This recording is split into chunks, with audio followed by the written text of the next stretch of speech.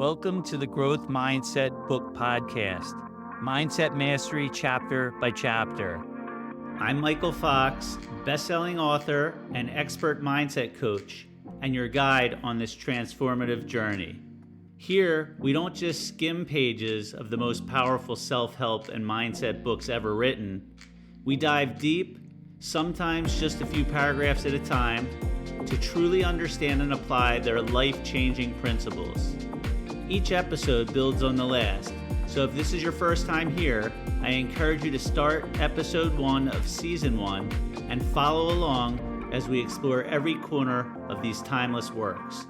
Together, we'll study, reflect, and unlock the tools you need to master your mindset, overcome limiting beliefs, and create the life you've always imagined. So grab your book, a notebook, or just a favorite drink, and let's dive into today's insights. Your journey to transformation starts now. We're back for podcast episode 3, and I got another couple pieces of feedback. I appreciate the feedback.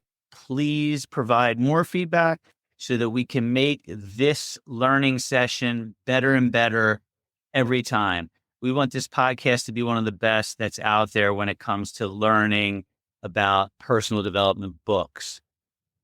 That said, the feedback that I received was the following. Make sure to provide some examples from my own life. And I love this one, and I want to make it abundantly clear that this is the case, that I am far from perfect. While I'm reading this book, while I study this book, while I speak and teach on it, I certainly am not at perfection level. I have a long way to go. But I certainly try to improve every single day. So just know that no matter where you are in the journey, you're at the perfect place in your journey. And like we've said before, just keep trying to get 1% better every single day. If you do that, you'll be extremely far in a short period of time. So we're going to go back to the book. And again, we are in Power of the Subconscious Mind.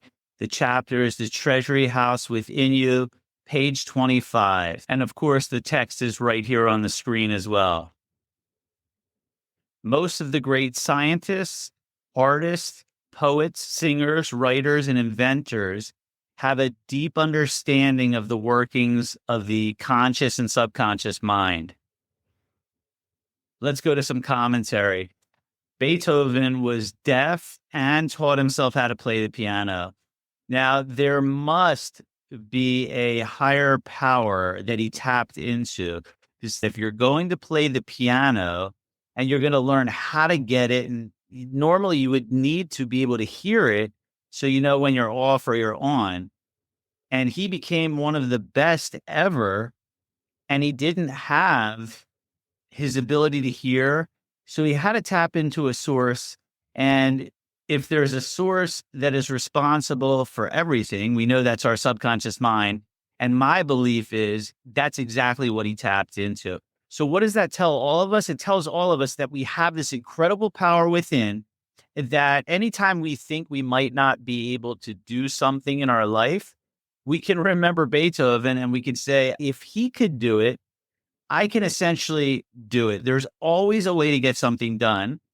And if we tap into that power of our subconscious mind, which again, we're going to get into as we move further into the book, we'll be able to do that. And you'll be able to do that. And you'll be able to get better results in your life. Back to the book.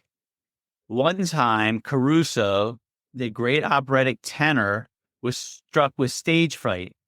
He said his throat was paralyzed due to spasms caused by intense fear, which constricted the muscles of his throat. Perspiration poured copiously down his face.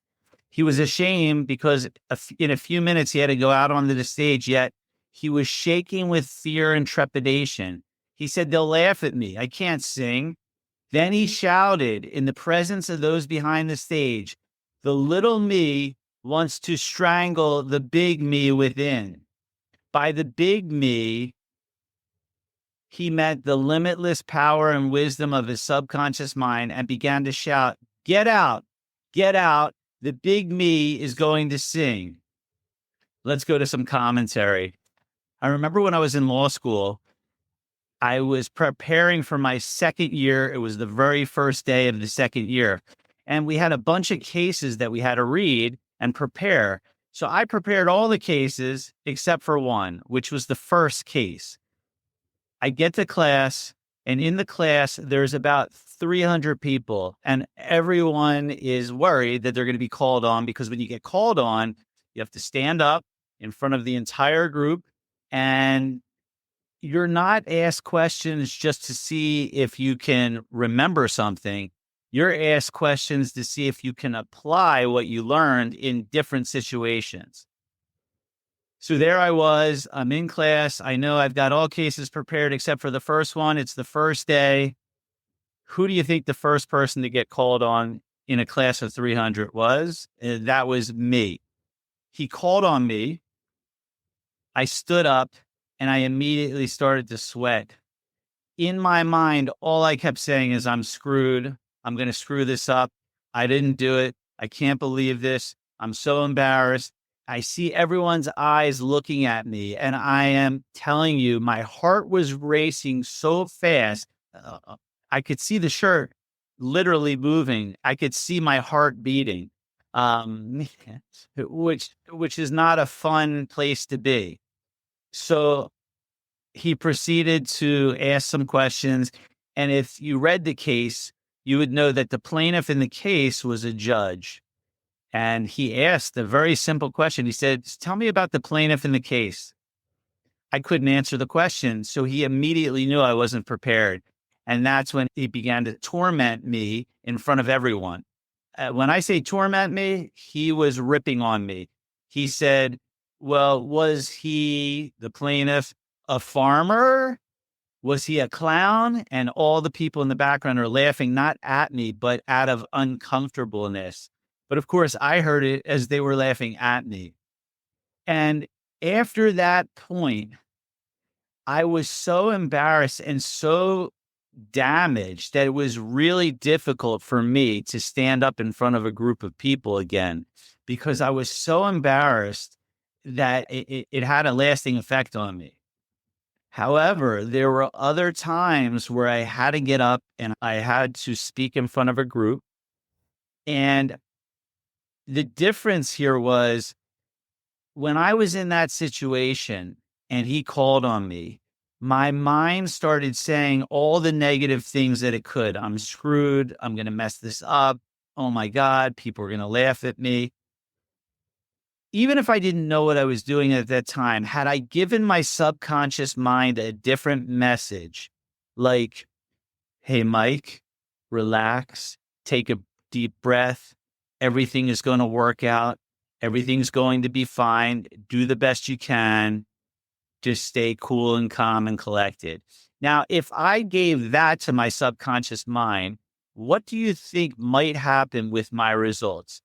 I still may not have known what I was talking about in that specific case. However, I would have been way more calm, way more cool, way more collected, and potentially been able to answer some of the questions. But at the time he asked the question, I had completely given up, and that was the end of that. So what I learned from that was, for the next time when I was feeling nervous, which I was, I just took some deep breaths. I spoke slowly, and all I kept saying in my mind is, I've got this.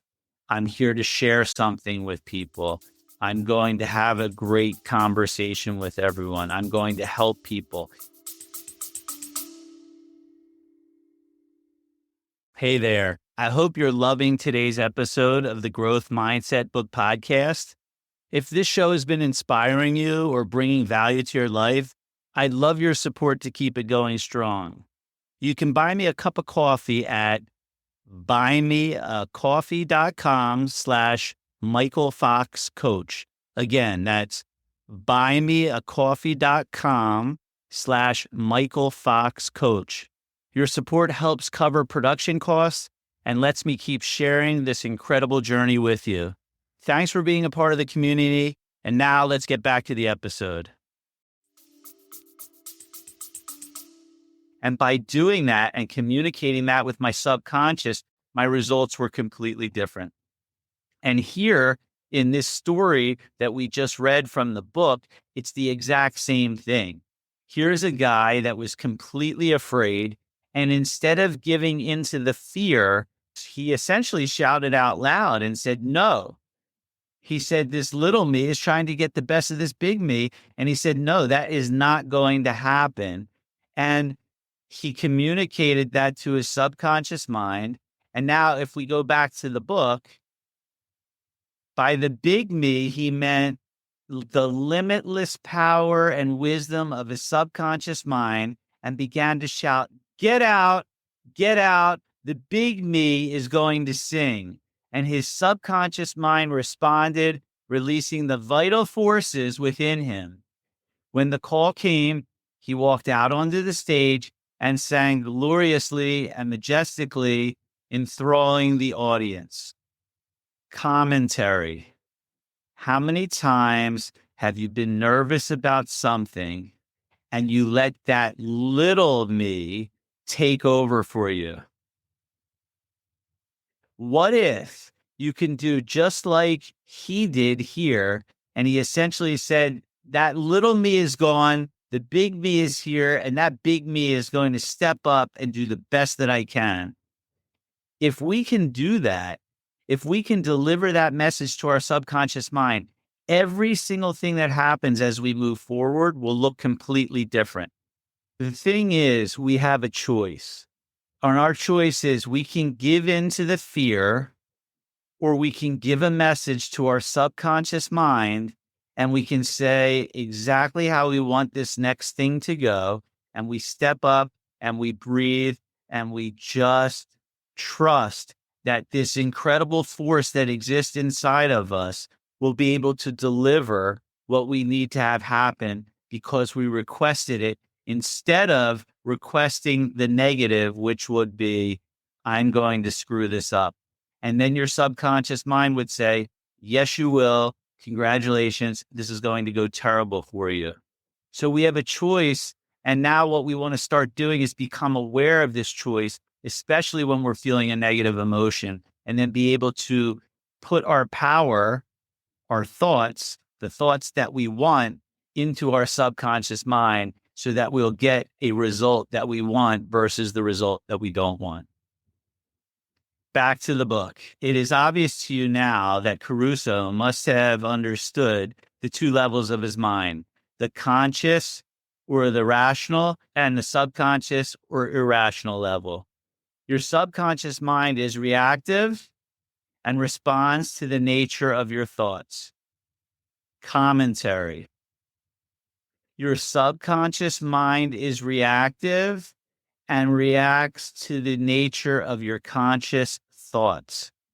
Imagine this power that we all have inside of us. We didn't realize that we had this power before, but now we're starting to realize that if we just can control our thoughts and we can plant the seeds of what we want, then what's going to start to happen is we're going to start to get more of the things that we want, all by turning it over to the subconscious mind, by requesting what it is that we want, and then moving forward, knowing that the subconscious mind will deliver the rest to us.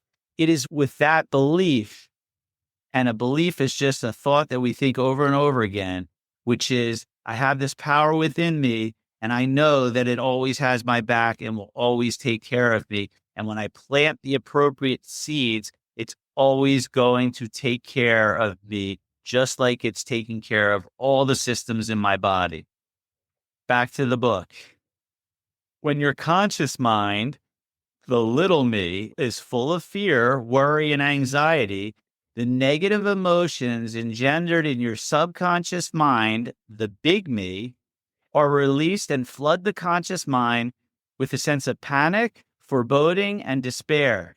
When this happens, you can, like Caruso, speak affirmatively and with a deep sense of authority to the irrational emotion generated in your deeper mind as follows: be still, be quiet.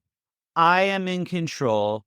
You must obey me. You are subject to my command. You cannot intrude where you do not belong. Commentary. Think for a moment.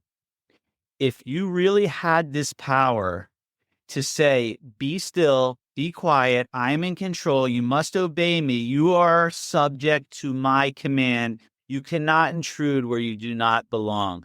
If you had that power, which you do, and you drew upon that power when you were feeling worry, when you're feeling doubt, when you're feeling fear, when you're feeling anxiety, and you make that statement, be still, be quiet. I am in control. You must obey me. You are subject to my command.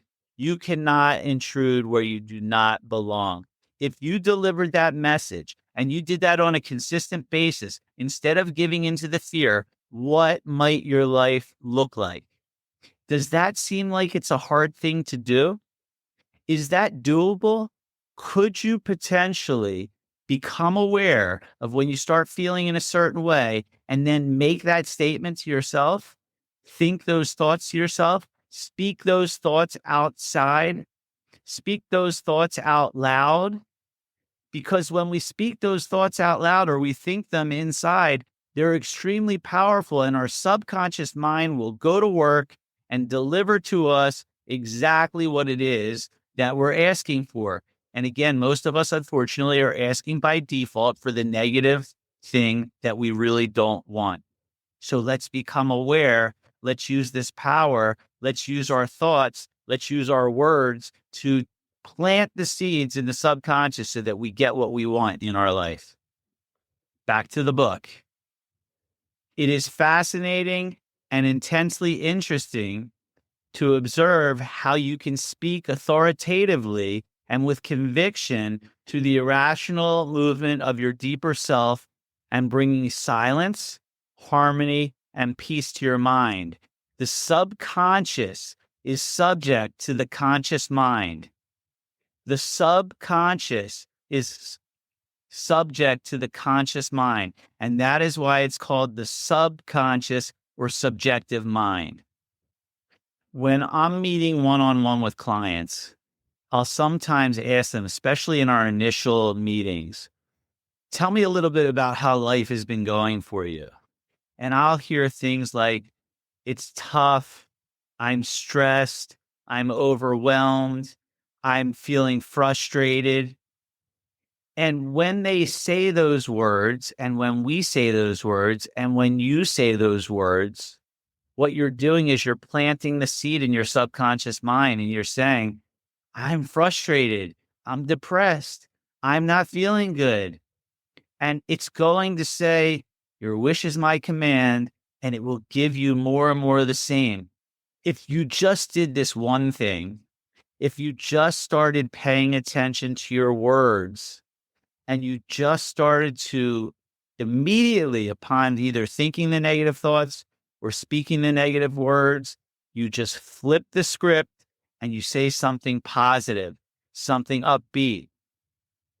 Now, what some people have said to me, Mike, that's lying. That's not telling the truth. I'm not really feeling that way. But don't we do that with the negative all the time? We lie to ourselves a lot. We say, I'm not good enough. I'm not smart enough. I'm not strong enough. I can't do this. That's not true. You can do anything you set your mind to. And you've proven that to yourself over time. I am positive that if you look in your life, there is something that you did that you never thought you would be able to do, but you did it. So again, we've proven that we can do these things. So let's use our voice and let's use our thoughts to plant the seeds that we want. Again, I know that I'm repeating this over and over and over again, but we need to repeat it over and over and over again so that it gets into your subconscious mind, so that the next time you hear someone speak negatively, you say to yourself, hey, I do that too. Maybe I need to correct that within myself, and I can make a suggestion to the other person potentially too, and teach them a little bit about what I've learned, and maybe they can start applying that in their life as well. So let's use our power, our strength, our ability to plant what we need to plant into our subconscious mind. And eventually what the subconscious mind will know is that whatever we say, because now we're saying things from a positive point of view, we will get.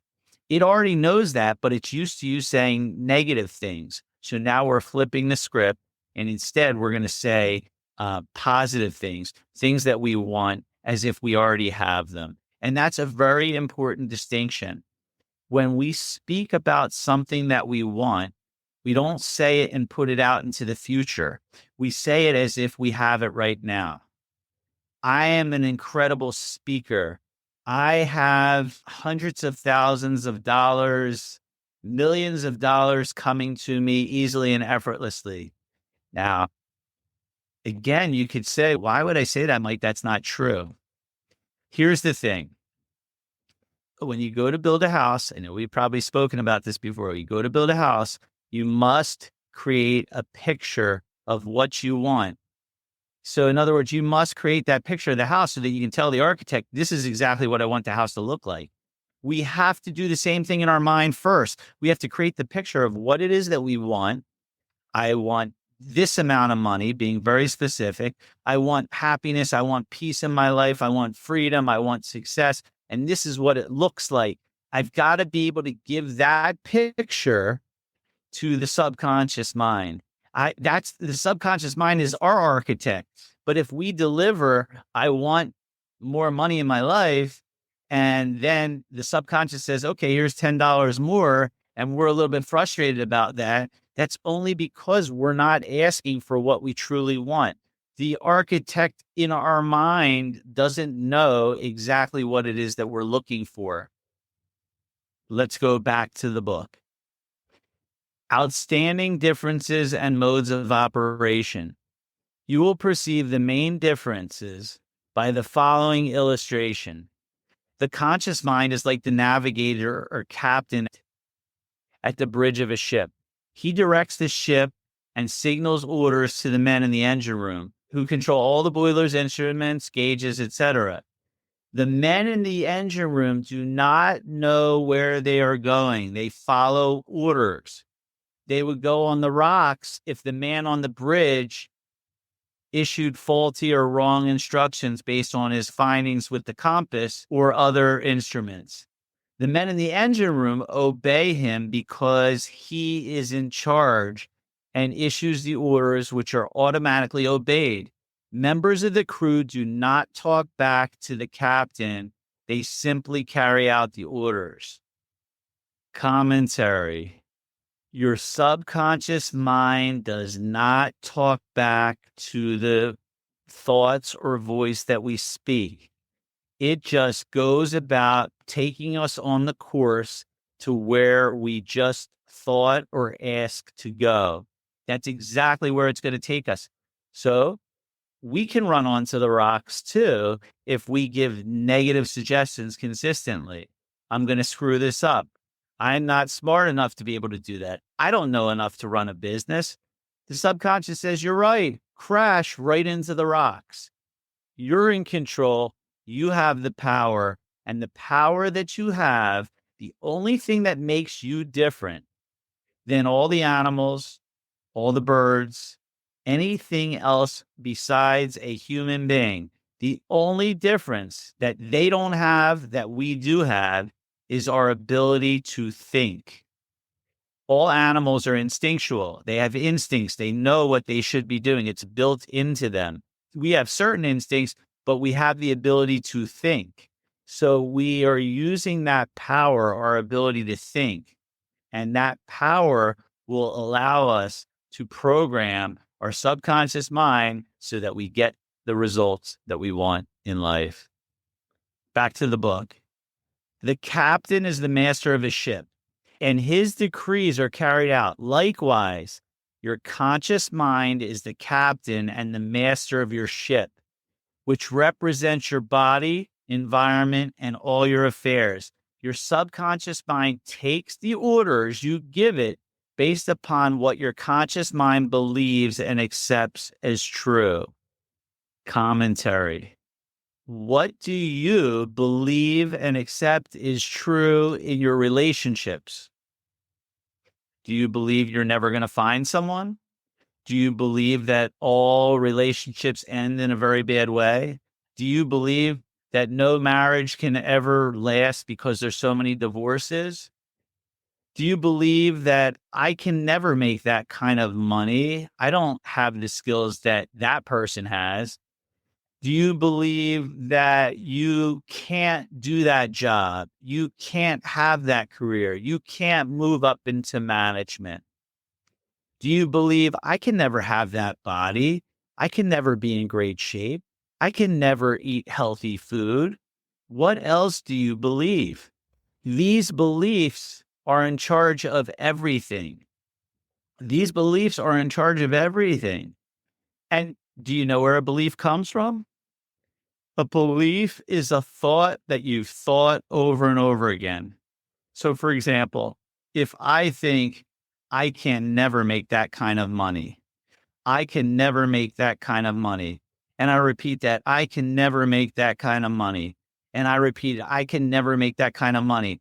When I repeat it enough, the repeated thought becomes a belief and it becomes accepted as true.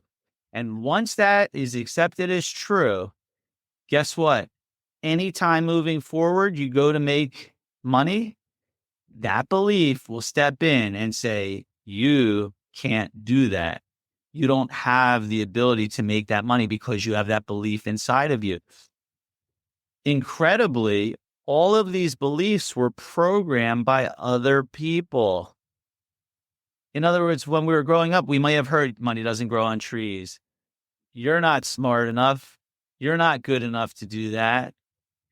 All the things that we heard over and over again, we heard them from our parents, we heard them from our friends, we heard it from our family, we heard it from TV, we heard it in songs, we heard it from friends, we heard it from coaches, we heard it from teachers. All those things that were repeated over and over, they are accepted if we don't pay attention and question them. They're accepted as the truth. And those beliefs will affect our subconscious mind because that's where they are, these beliefs.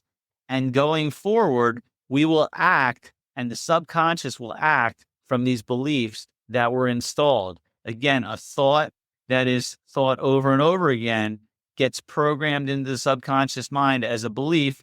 And now once it's in there, it's in there.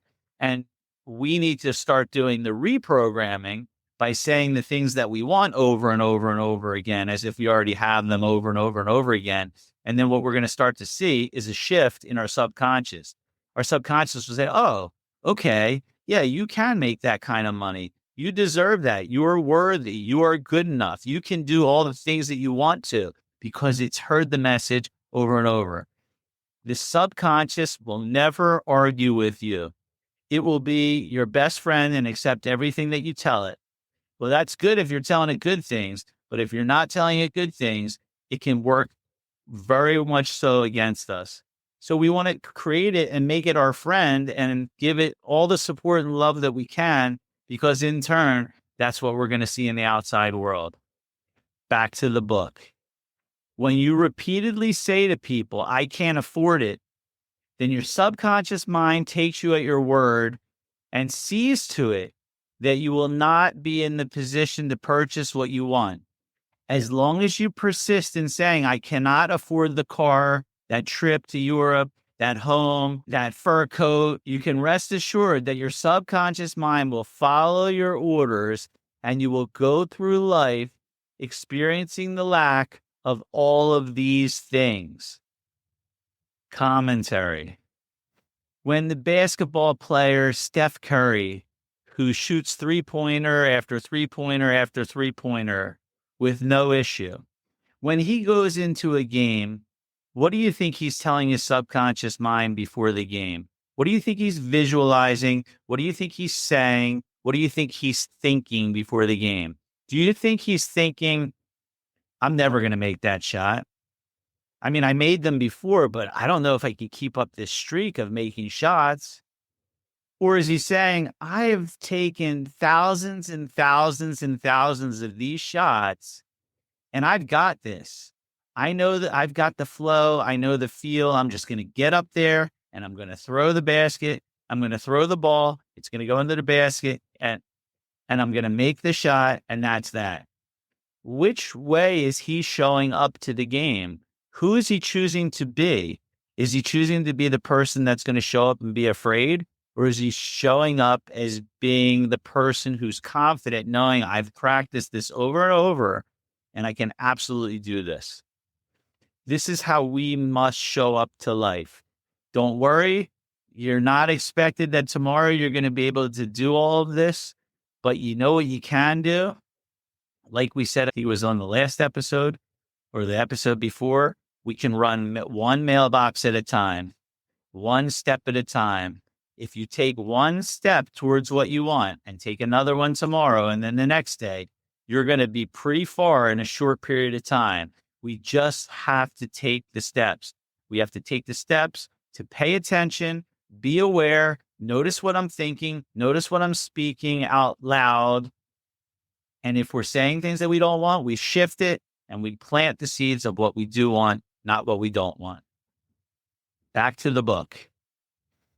Last Christmas Eve, a beautiful young university student looked at an attractive and rather expensive traveling bag in a store window. She was going home to Buffalo, New York for the holidays. She was about to say, I can't afford that bag, when she recalled something she had heard at one of my lectures, which was never finish a negative statement, reverse it immediately, and wonders will happen in your life. Commentary. I want to pound this sentence in your head, in my head, in everyone's head. Never finish a negative statement. Reverse it immediately, and wonders will happen in your life. So when you start to say that negative statement, catch yourself and reverse it to something positive. If you ask yourself, have I done this before? I'm guessing that most of you haven't. It's not your fault. No one taught you this before, but what we need to start practicing is this very skill. I'm going to notice when I'm saying that thing that's negative, and I'm going to catch it, and I'm going to reverse it. And if you do that consistently, you will notice huge results in your life. Back to the book. She said, that bag is mine.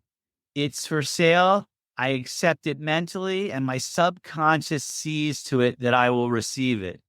At 8:00 on Christmas Eve, her fiance presented her with a bag exactly the same as the one she had looked at and mentally identified herself with at 10:00 the same morning. She had filled her mind with the thought of expectancy and released the whole thing to her deeper mind, which has the know-how of accomplishment. Commentary. She said and asked for what she wanted. She saw it in her mind. She expected that it was going to happen.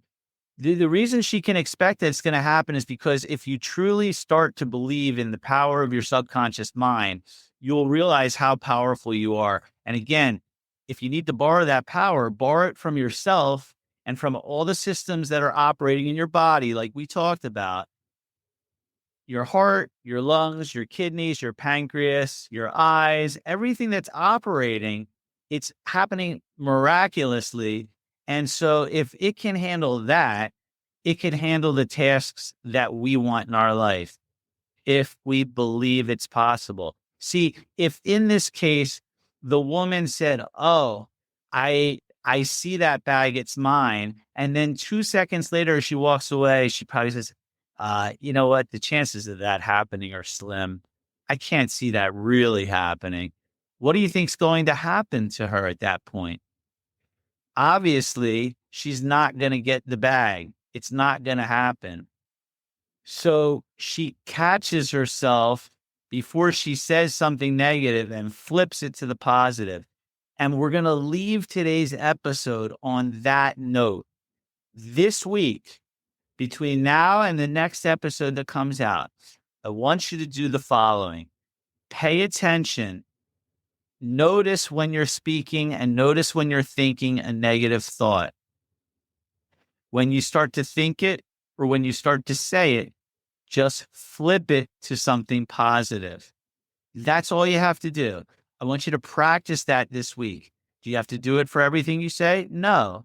If you do it one time a day, that's great. Then the next day, maybe you'll do 2 and 3 and 4 and 5, and you just keep stacking and you keep practicing more and more. The point is, you're going to start to become aware of the words that are coming out of your mouth and the thoughts that you're allowing yourself to think about. And when you start to flip that, your life will completely change. Earl Nightingale had a great recording, which was called The Greatest Secret. And the greatest secret was the following: we become what we think about. We become what we think about. You will become what you think about on a consistent basis. So you have the power. No one else does. You have the power. So use the power, start applying it in your life. And then next week, I look forward to seeing and hearing you all online. And hopefully you'll leave me some feedback and tell me some of the good things that came to you through doing this process, because I'd love to share that here on the show. Finally, I want to give a shout out to Nick Sacaleros. He bought me a cup of coffee and supported the show. And that's how this goes on. I take time to do this. I'm not asking for anything other than spread the word to others and potentially look at the link below and buy me a cup of coffee. Other than that, I wish you an incredible week ahead. And just keep practicing using the power that already exists right inside of you. You are so strong. You are so powerful. And you're going to actually start believing that soon if you don't already. Have a wonderful day. I hope today's episode inspired you to take one step closer to mastering your mindset. If you're ready to dive deeper, visit michaelfoxcoach.com. Again, that's michaelfoxcoach.com. for more resources, insights, and ways to connect. While you're there, don't forget to join our free community shown at the bottom of the website and connect with others who are on the same growth journey. Let's keep growing together, and I'll see you on the next episode.